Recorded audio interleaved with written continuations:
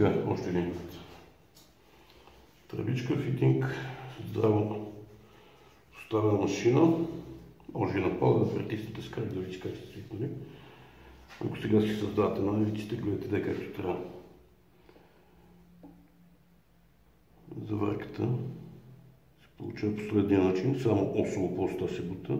Се брои до 6. 3, 4, 5, 6. Махате. Натиск осово поста. Никакво въртене, никакво посукване. Това е. Какво да се стремите тук на машината да не е издран, да е чист. Задължително градусите са 260. Тип 3 на полипропилените 260 градуса.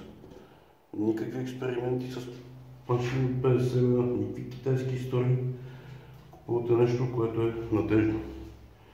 Защото проблемите при направена заварка носят много болка за собственика в последствие.